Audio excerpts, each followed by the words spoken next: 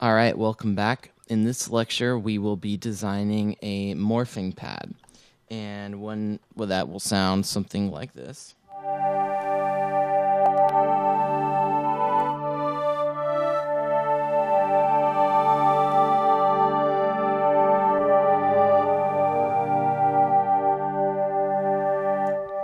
Something like that.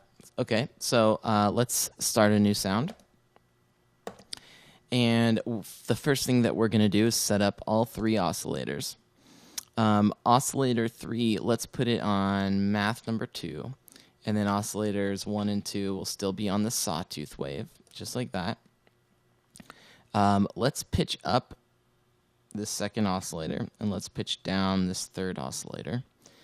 Oscillator 3 will be sent to filter number 2, and these two will both be sent to filter number 1, like that. We're going to run in parallel and make sure the output of filter 2 is up and that our mix is right in the middle, like that. So you can just double-click this fader to make it land in the middle. Our modulation oscillator, we are going to assign the phase modulation to oscillator 3, so we can hear how that sounds right now.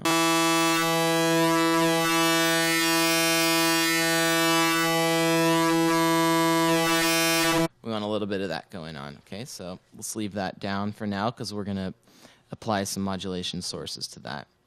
And then in our noise generator, let's choose the bright noise and put the amplitude a little bit less than halfway, about right there. And let's send that to filter 1. So for our filters, we're going to choose a, you can choose maybe the Daft filter for here and just a 4-pole low-pass filter for this one. And we'll turn down the resonance because it can start to get a little bit irritating. And then the cutoff about halfway, depending on your own tastes. And we're going to modulate that in a moment, but this is what it sounds like now.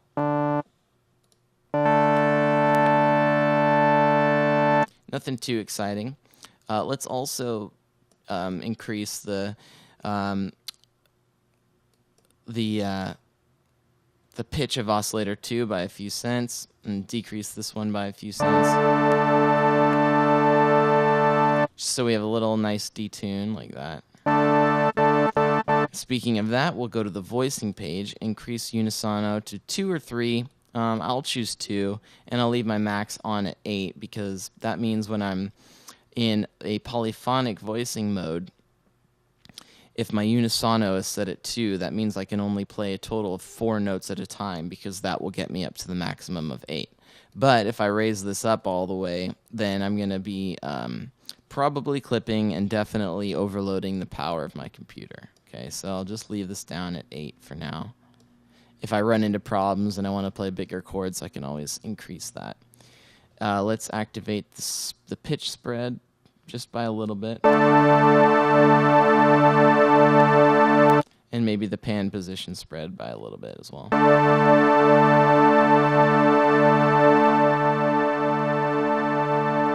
Now, before we do anything else, I want to set up the EQ because it's already sounding kind of fuzzy. So I'm going to turn down the low shelf a little bit. And I'm going to boost these mid highs right about here.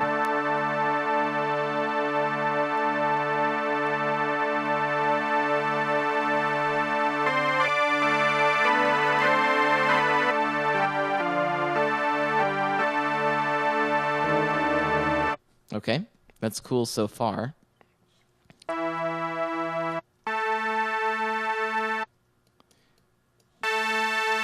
Increase a couple of those.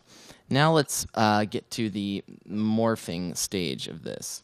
So I'm going to choose LFO number 5, and I'm going to drop this in a couple of places. I'm going to put it in the cutoff frequency of filter number 1, as well as number 2, and I'm going to invert it this time.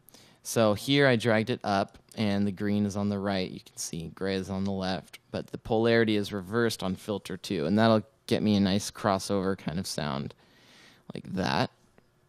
I'm going to turn my crossfade curve all the way up so I have a pure sine wave, and then the rate is probably good where it is. Let's hear that. No, it needs to be way down.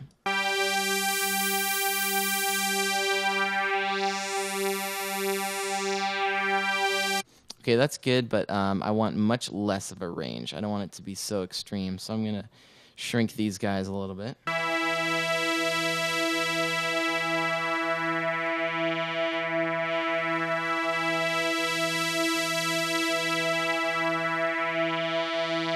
And I might even throw a tiny bit of this on the color knob, just like that.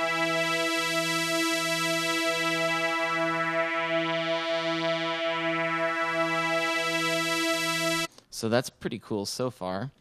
Now I'm going to assign some envelopes to a few parameters in the oscillators.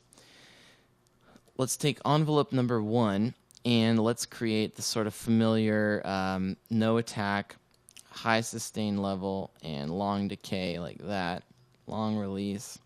And I'm going to apply it to the wavetable position and modulate this backwards so that this oscillator sounds like this.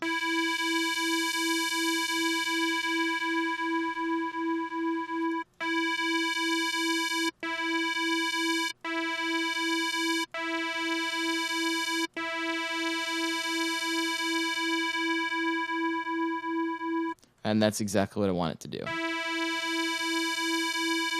I want it to swell over that wavetable position. I can also try assigning this, for example, to oscillator 2's intensity knob, like this. And maybe I would want to do this backwards, actually.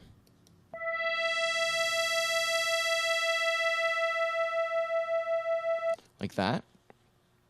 And I can set it to the amplitude of the third oscillator, like this.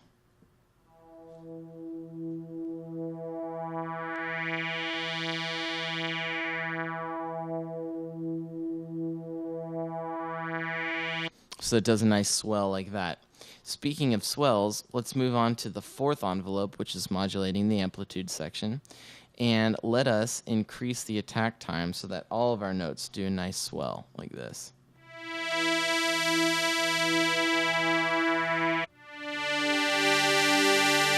And I'm probably going to want to increase the release too, so when I let go, it doesn't fade out automatically.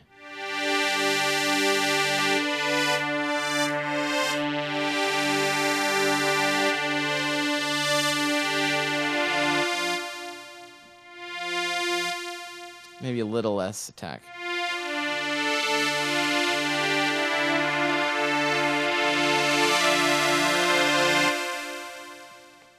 Okay, that's good so far. Let's also take this envelope and put it in the phase knob of our modulation oscillator. So that's going to swell this knob over the course of over the oscillator number 3.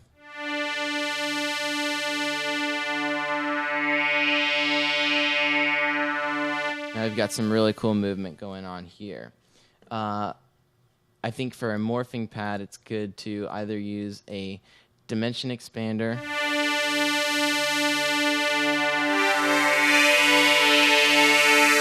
just to make this bigger, and then also I love using the sync delay for this, and I like to change the timing between the left and the right so you get a little bit of ping pong in your delay there.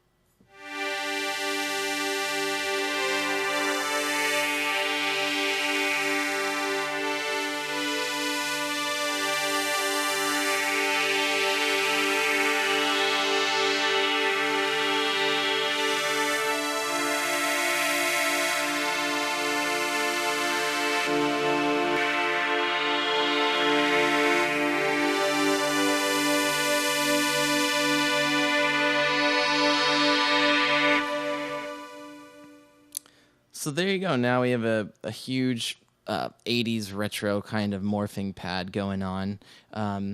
And remember to assign your macro controls to some of these different parameters so that you're not at, full extremes at all times, but you can control them using the knobs on your MIDI keyboard.